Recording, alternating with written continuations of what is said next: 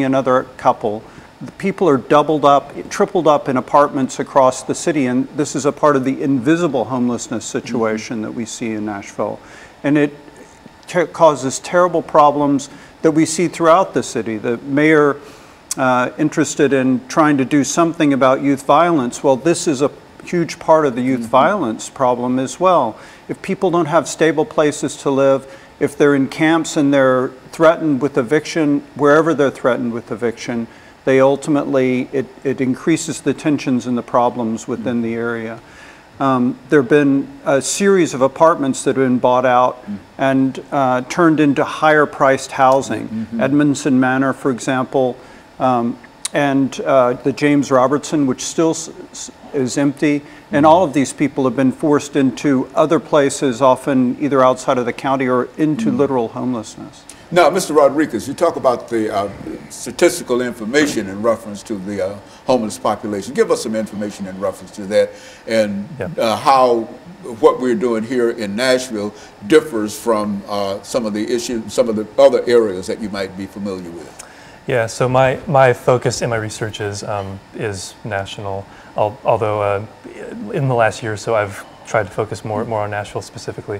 What's really striking to me is how normalized mass homelessness has become. So in leading up to the 1980s, homelessness was more or less cyclical. It would be tied a lot more to the labor market. When there was a lot of unemployment, there would be a lot more homelessness. When unemployment would go down, homelessness would tend to go down too.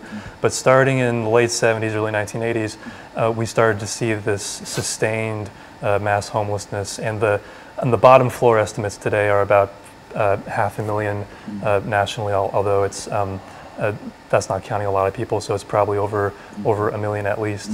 And so so one question I have is why is it we've gotten used to it, we've adjusted to homelessness having a place in our society at this level, and so we need to do something to introduce it. We need to realize a different ethic, really.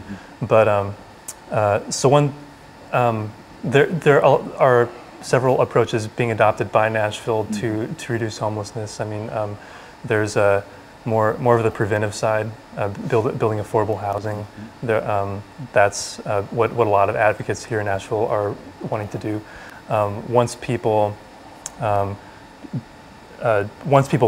become homeless, one debate nationally has been how do you, what's the best way to get people back into housing? Yeah. And that's a real problem, you think, that, and you find that Nashville is no different in a real sense from a large number of urban areas, not only large areas, but I would imagine that if you go in Smyrna, you'll find the same kind of issue. Perhaps they might be more intense in Smyrna than they might be in Nashville, simply because Smyrna probably does not have the resources, really does not have the resources to deal with that as part of the population. And so what we want to do, and we're coming to the end of this second segment, what we want to do, we want to start with Howard here, and to talk about this issue of gentrification, because I think that is a real issue. And I think we see all of these great buildings going up in Nashville. We're becoming urban, but in a real sense, a large number of folks are suffering because of it. And so what we're going to do, we're going to take this first commercial break, and we'll be back with our audience following this very, very short commercial break.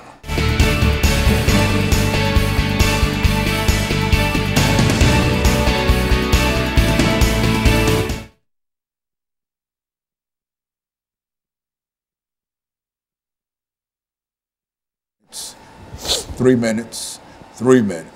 Everything that you know that might be helpful in terms of what we're trying to accomplish here today, dealing with this issue of gentrification. You see, this is what we want. That's how we want to do it. And so all of you have the information in reference to. The only thing I know is that everywhere I go, I think that I'm in New England or somewhere, and I see all of these houses and some of the places that were dilapidated and whatever. You go by now and they've been rebuilt and they've got a nice front to it, and there are different structures and something's going on there, but the same people that once lived there are no longer there. And what happened? And so that's what, you know, that's what I see. That's what it is. That's exactly what it is. That's why I was attracted to this as an issue here. Because you take about 3 minutes. You take about 3 minutes. You take about 3 minutes and deal with anything that you'd like to deal with this issue of what? Gentrification. Okay? This is the last segment of 3 times 5 is 15 segments we had today. Started at 10:30 this morning. I'm trying to get out of here before 2:30. And everything's gone quite well. What time is it now? 1:40? Yeah, we're way ahead of schedule. You can do a 30-minute show in an hour. 45 minutes, really. 30 seconds out. You got slave labor.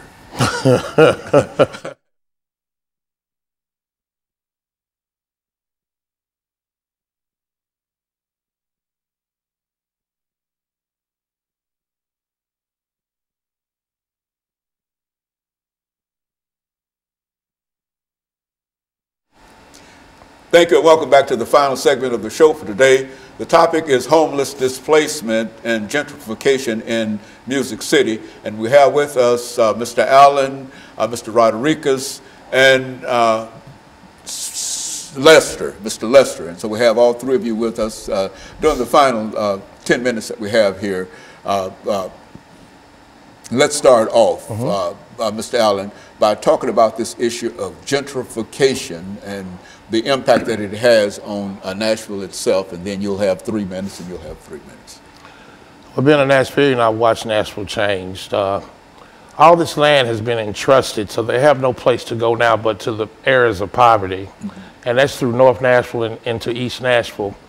And about 4 weeks ago on NPR, they said that they're doing gentrification and North Nashville, East Nashville, West Nashville, and South Nashville all at the same time. No other city is doing that, even though there's gentrification going on in other cities. If you go into Salem Town, which is connected to Germantown, it looks the same now. And these people, if they didn't want to sell, they have a law called eminent domain, so they will take it. North Nashville, they are building all kind of condominiums up and down Jefferson Street. They were getting ready to try to put a police station there, and they're taking it one step at a time.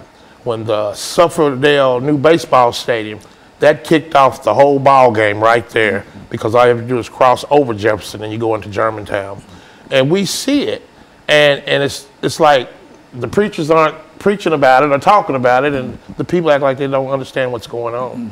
And it's just really not a proper way of really calling this a it city, because it's not an it city. Because everybody does not have a place to live, to call sanctuary, call a home. And so what we're saying, Mr. Rodriguez, in a real sense, that while we might talk about gentrification, this really has an impact upon the lives of folks who are in those areas. And I would imagine one of the solutions might be is to provide some kind of housing for the folks who are displaced. Is that what we're saying here? Yeah, well, we need to find some way to prevent the destruction of affordable housing. And one reason is because it affects African American communities in particular very hard, and that's one reason why after 1980.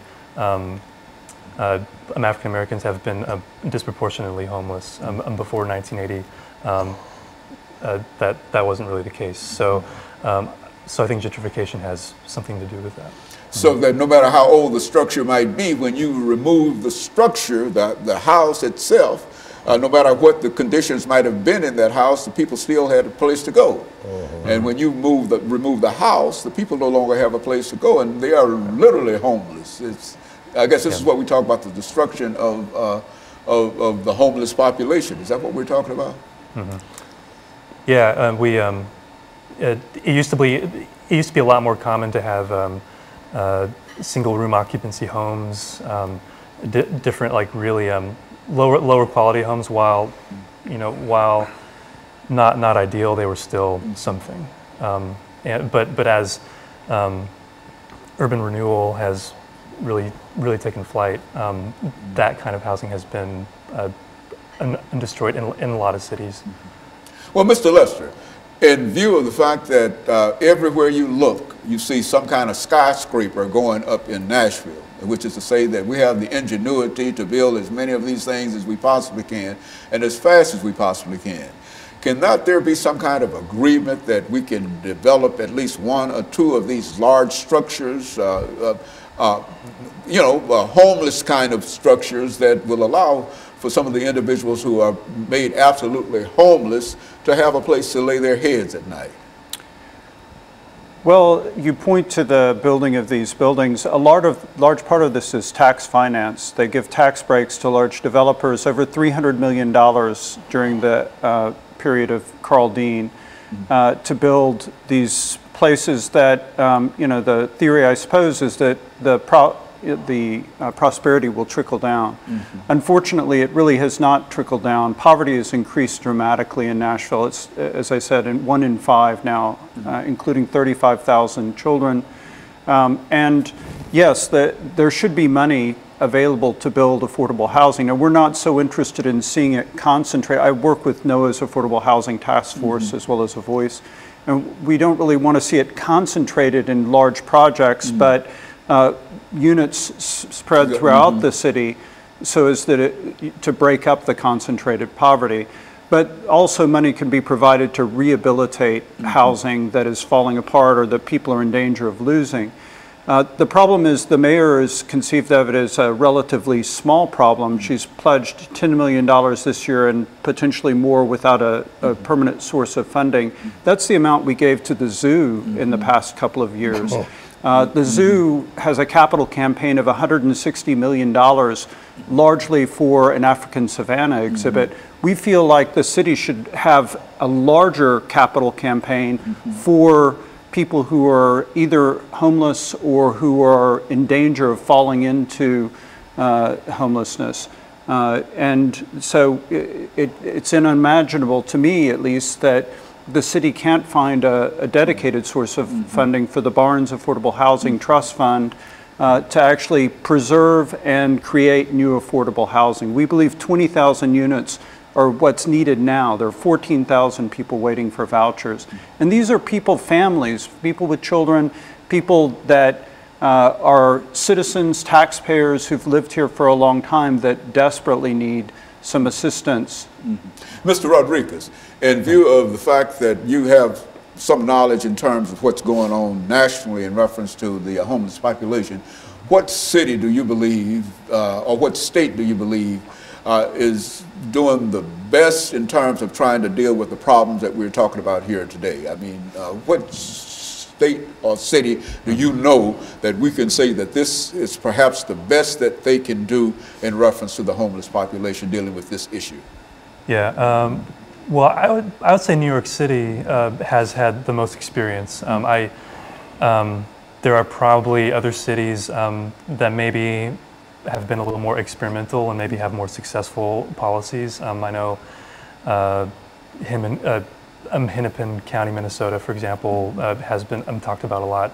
But New York City has been at this for a long time. So that's typically where researchers and policymakers tend to go if they want ideas for policy.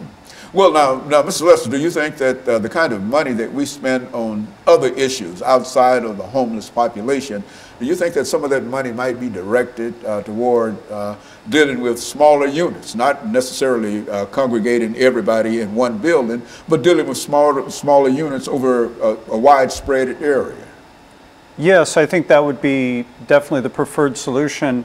The mayor's targeted some really good things towards providing more money for schools and the like, but I don't think she recognizes the severity of the problem and the need for affordable and workforce housing. Over half the population of Nashville, the workers of Nashville, make less than $29,000 a year. And over half the renters are cost burdened. They can't really afford the housing that they're living in, which puts them in danger all the time of becoming, ending up on the street. That's exactly right. And so in a real sense, we've got a real issue here, but it's an issue that perhaps it can be solved by money. Money might not solve everything, but do you think that we can solve some of these issues by more money? I think so. That's one thing that it's going to take is money to change the policy, and then we forget about the large population that is incarcerated that have mental illness, and they don't need to be locked up, but one day they're going to be free, and they're not going to have a home. And the question that you asked Mr. Rodriguez earlier, if you look at Sacramento and Pasadena and Buffalo, they're doing a great job as far as eradicating homelessness right now. And so you would suggest those might be some issues, some areas that we might look in terms of policymakers and etc. And we're running out of time here, but let me thank the three of you for bringing that excellent information, because I think it gives us all, at least it gives me a better understanding of what's going on, because wherever I go, over in North Nashville, East Nashville, and et cetera, I see all of these New England style homes that are there, and I know that I understand all of these things are happening. And so let me thank you, and let me encourage our audience to tune in again next week for another informative edition of Comments. Thank you, and